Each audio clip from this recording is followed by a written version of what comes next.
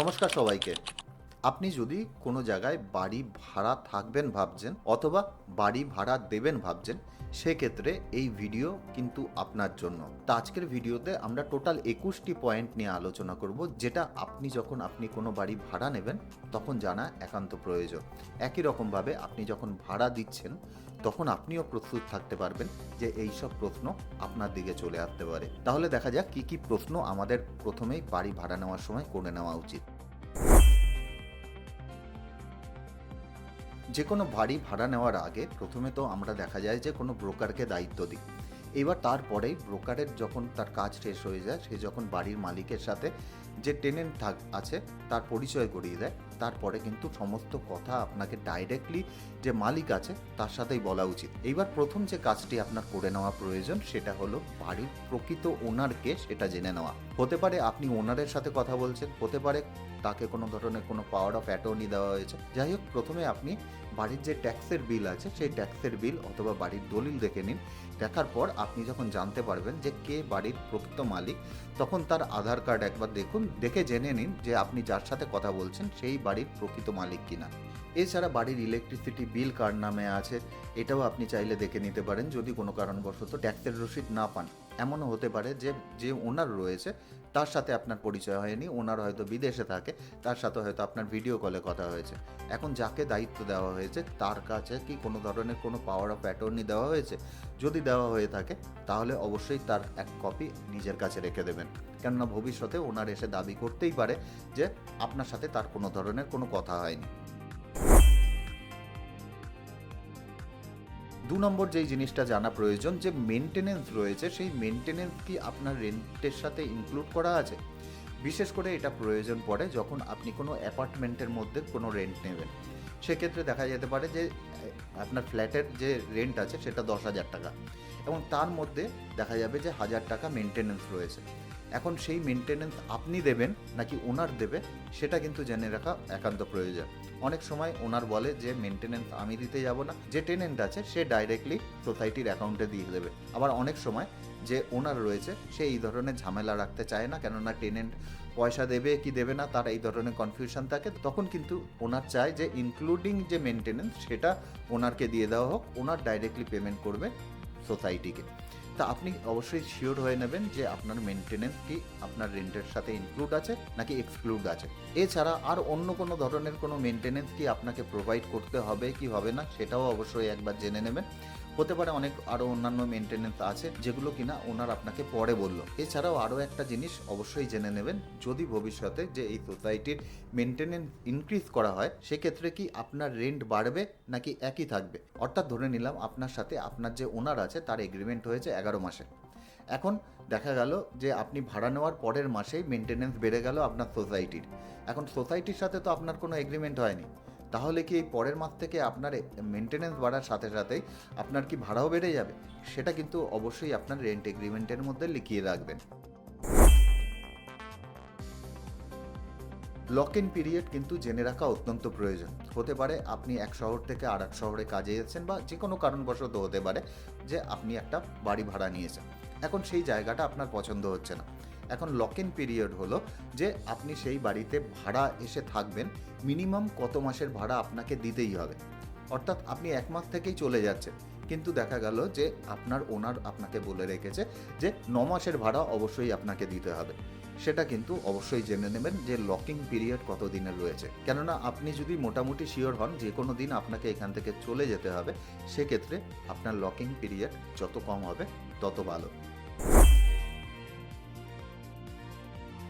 4 নম্বর হলো notice period.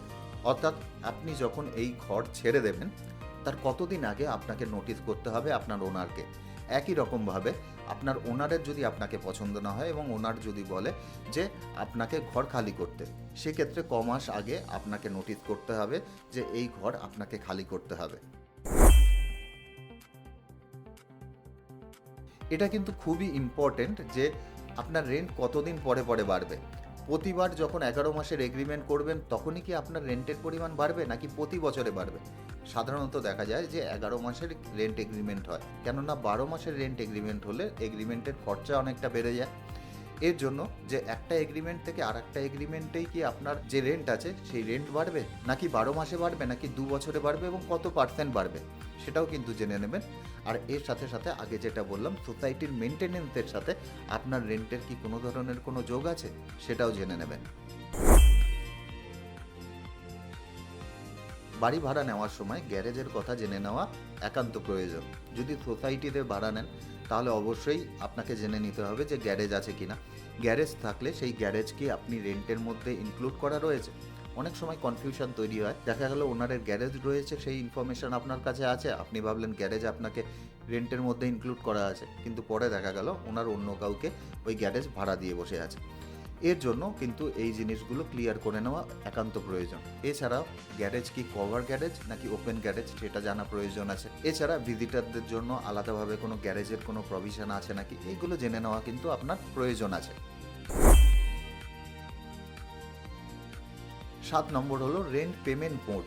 আপনি rent কিভাবে পেমেন্ট করবেন, ক্যাশে করবেন নাকি ইউপিআইয়ের মাধ্যমে করবেন নাকি ব্যাংক ট্রান্সফার করবেন। আপনি যদি টেনেন্ট হন সেক্ষেত্রে ব্যাংক ট্রান্সফার করা কিন্তু আপনার জন্য ভালো, কেননা আপনি যদি স্যালারিড পার্সন হন সেক্ষেত্রে এইচআরে ক্লেম করার ক্ষেত্রে এটা কিন্তু খুবই সুবিধাজনক হবে। কিন্তু আপনি যদি কোনো কারণে যে দেখা যায় যে হাউস ওনার হন সেক্ষেত্রে আপনার দৃষ্টিভঙ্গি অন্যরকম হতে পারে। 8 নম্বর হলো রেন্ট পেমেন্ট টাইম। কবে পেমেন্ট করতে হবে, মাসের প্রথমে পেমেন্ট করতে হবে নাকি মাসের শেষ তারিখে পেমেন্ট করতে হবে নাকি নেক্সট মান্থের 7 তারিখ 10 তারিখের মধ্যে পেমেন্ট করতে হবে, এই জিনিসগুলো কিন্তু ক্লিয়ার করে নেবেন, নাহলে ভবিষ্যতে অনেক ধরনের সমস্যা তৈরি হয়। এছাড়া লেট পেমেন্টের জন্য কোনো ধরনের কোনো পেনাল্টি প্রভিশন আছে নাকি এটাও কিন্তু জানা প্রয়োজন।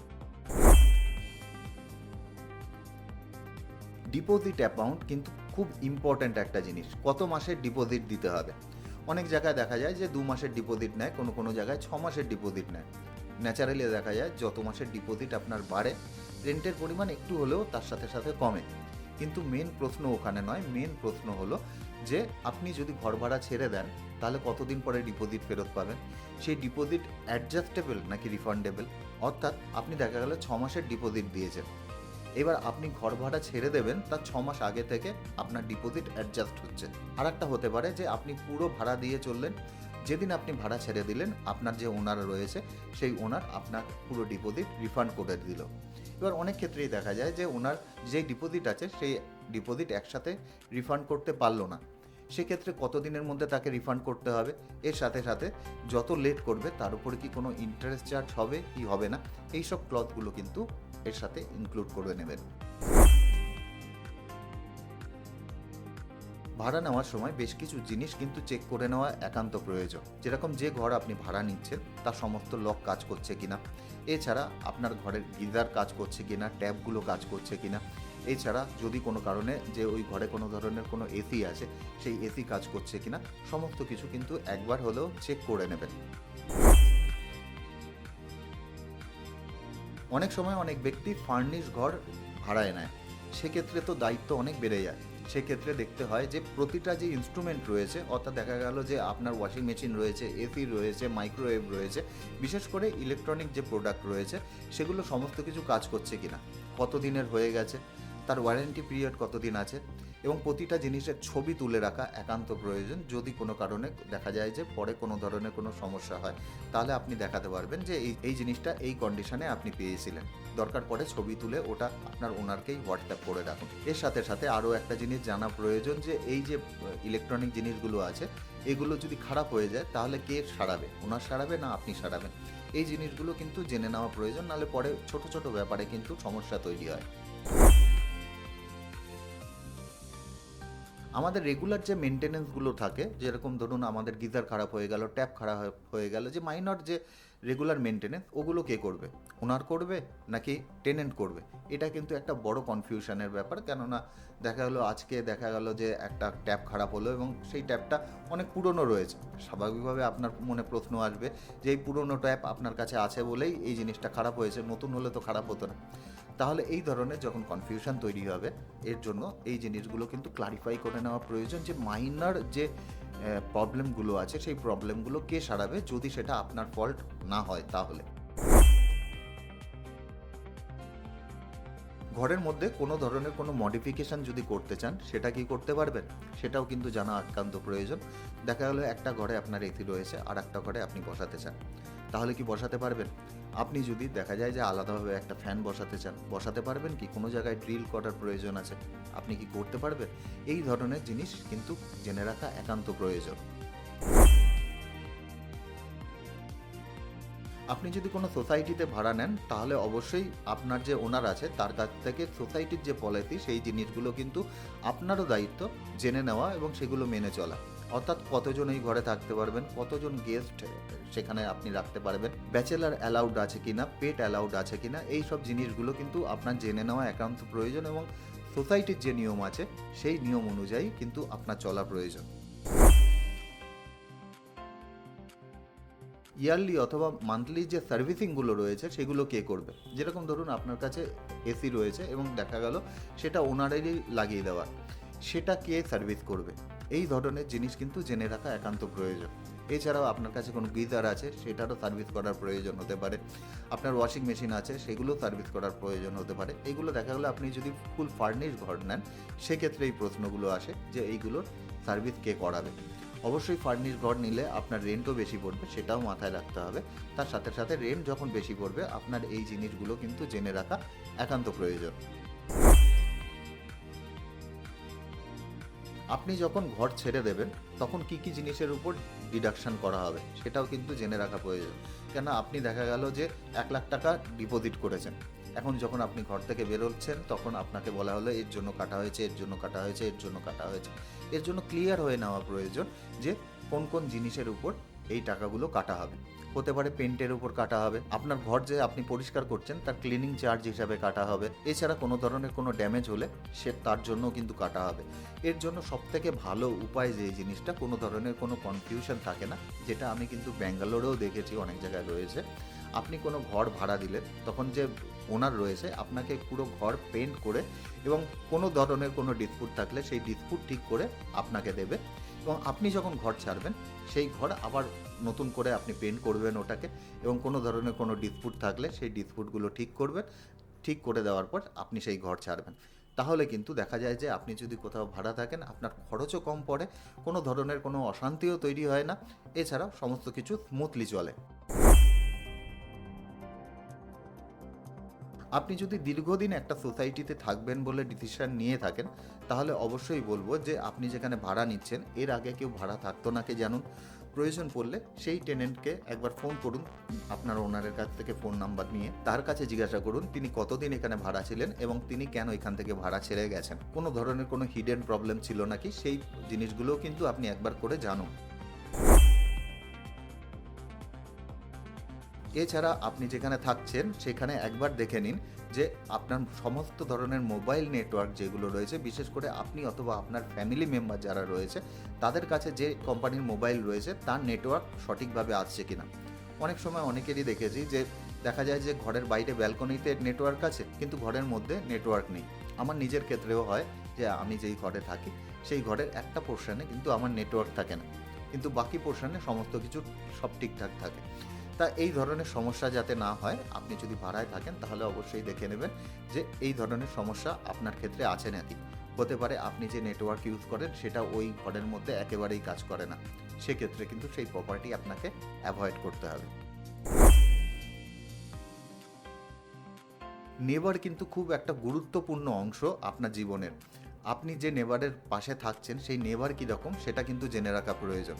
এছাড়া নেবারের কাছ থেকে আপনি খবর পেতে পারেন যে আপনার ওনার কী ধরনের মানুষ। এর জন্য অবশ্যই নেবারের কাছ থেকে আপনার ওনার সম্পর্কে খোঁজ নিন। এছাড়া ওনারের কাছ থেকে আপনার নেবার সম্পর্কে একটা খোঁজ নেওয়ার চেষ্টা করুন যে ওনার কীরকম, যে লেট নাইটে কোনো ধরনের কোনো আওয়াজ হয় কি না, পার্টি হয় কি না, এই ধরনের জিনিস কিন্তু জেনে রাখা একান্ত প্রয়োজন। 20 নম্বরে যেটা জানা প্রয়োজন সেটা হলো ইলেকট্রিক মিটারের লোড কি যথেষ্ট আছে।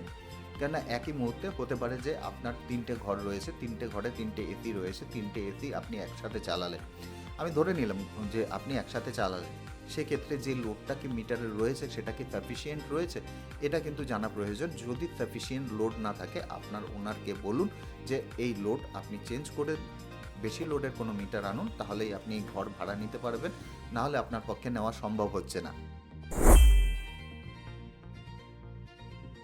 21 নম্বর এবং মোস্ট ইম্পর্টেন্ট যেটা হলো, আপনি যে ঘর ভাড়া নিচ্ছেন তার কি কোনো প্রিভিয়াস ডিউ আছে সেই সোসাইটির কাছে? অনেক সময় দেখা যায় যে অনেক ব্যক্তি একটা সোসাইটিতে থাকে এবং তার বাড়ি অন্য জায়গায়, এবং সোসাইটির যে ফ্ল্যাটটি রয়েছে সেটি খালি পড়ে রয়েছে, এবং খালি পড়ে রয়েছে বলে তার মেনটেনেন্স কিন্তু ঘটছে না এবং দীর্ঘদিনের একটা ডিউ থেকে যাচ্ছে।